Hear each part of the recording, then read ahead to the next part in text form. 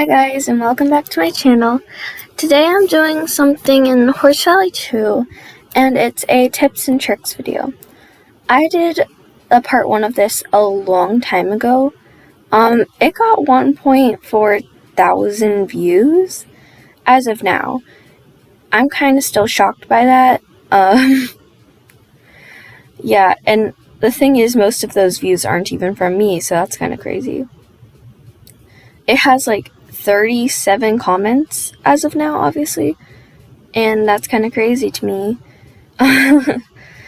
We did the polls and we did the circle arenas last time, so I'm going to be doing the barrels and the jumps. Let's get into it. Okay, so I turned my graphics quality all the way down, and as you can see, it's a really bad quality. And this is actually something that's pretty important if your horse isn't able to turn very fast and well, because it's like, if you have your graphics quality all the way up, it's easier to get the stars, it's easier to turn and stuff. So, see, I'm missing a couple stars right now, because look, I can't turn very well on low graphics quality. If you turn your graphics quality all the way up, you can turn much easier. So that's tip number 1. Alongside turning better around the barrels, staying at a canter around the barrels is actually pretty, it works very well if you have your graphics quality all the way up, because you can turn easier and you can go faster because you turn easier. If there's a far barrel away and you want to get to it faster and you just want to level your horse up, you might want to gallop to the next barrel. And so I say you should never go to a walk or a trot if you have your graphics quality all the way up. It's much easier to do it the way I'm doing, so I'd suggest it. The third trick for the barrels is have your profile open. So if you don't know what I'm really talking about, you can just go to this horse icon right here, click it, and you'll see the stats. Now, if you have a certain goal to get your horse to in swiftness, then you might want to open this up and you can just watch it go up as you're getting the stars. So you will know if you're at the level you want or not, and if you're not at the level you want. So it's pretty helpful, and that's kind of how I got my horse to this swiftness, I did all of these tricks and now she's here. So yeah, that was tip number 3. Another thing about setting goals is that if your friend calls you and they want to do a role play in this game or whatever, and they want to do a role play in another game, I think you should ignore it. Or you could just say, hey, I'm working for something right now, can we play later? Because if you have free time, then it's perfectly fine. If you don't, then you can ignore this trick. It's just some helpful, thinking, I guess. And it does help you to stay focused on what you're doing, and you don't get distracted by role plays or whatever. And I know some of my friends like to call me, and they like to say stuff. Maybe they want to do a training role play. I know some people like to line up against the fence and they ask for your name and stuff. Well, your roleplay name, obviously. And it just, they like to do training role plays, and sometimes they ask you to join your groups. My friends personally don't do this, but I know that from YouTube videos, a lot of people like to do it. So yeah, that was optional tip number 4. Obviously, all of them are optional, but yeah, this one was extra optional.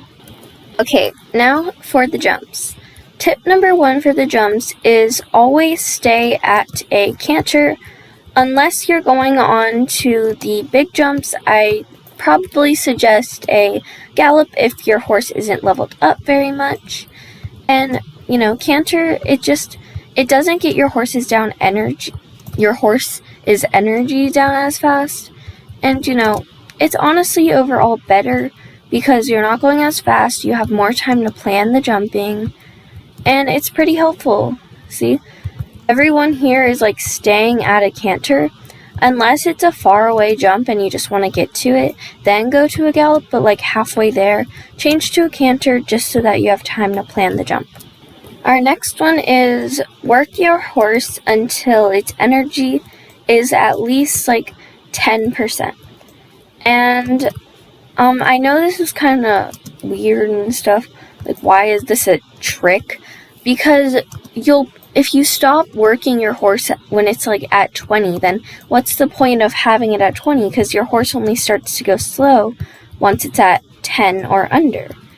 So you should honestly just stop at 10 and switch to a different horse and wait for the horse that you're trying to work up higher on the levels to rest, because your horse just needs to rest sometimes. It's just how the game works. And yeah, I think it's pretty helpful to do that, because what's the point in working it to 20, but then it has 10% that you could be using and working with? Like, just because it's about to run out of energy doesn't mean you don't stop working it. Like, I was with my friend one time, and I was like trying to age up my horse and level up, not age up.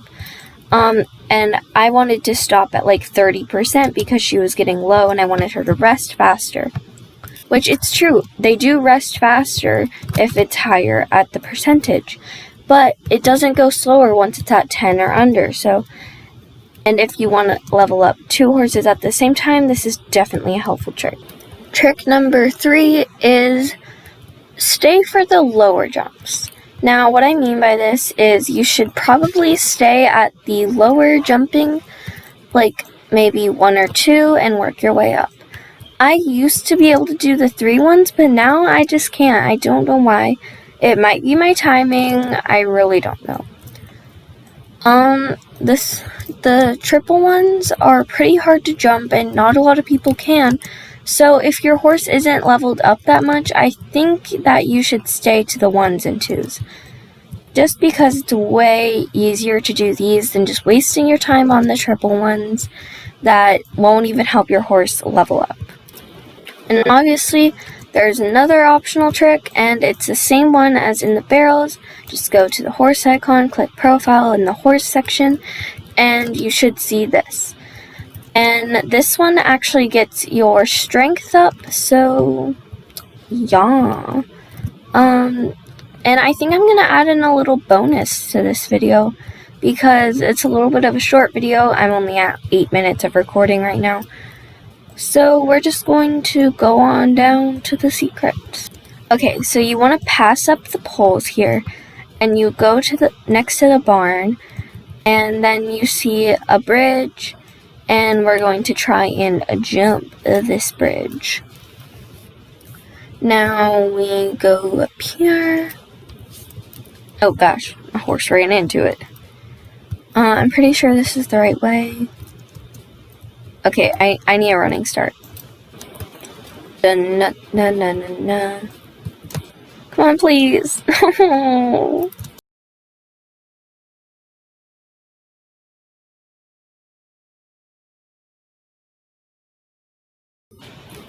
Okay, well, this is apparently the way that we're going.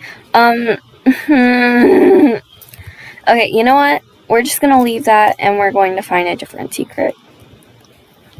Yes, finding secrets with me. Ooh, they added a supermarket. Maybe we'll check this out and then wrap up the video.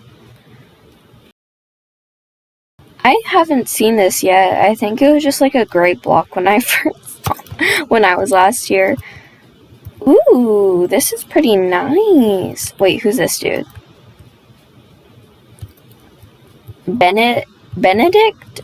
I don't know how to say your name. Talk.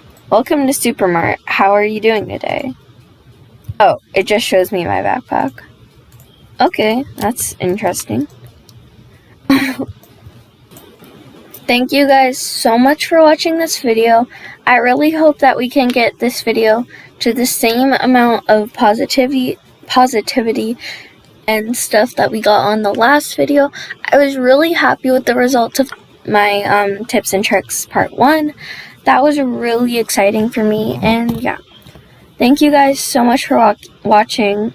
and goodbye.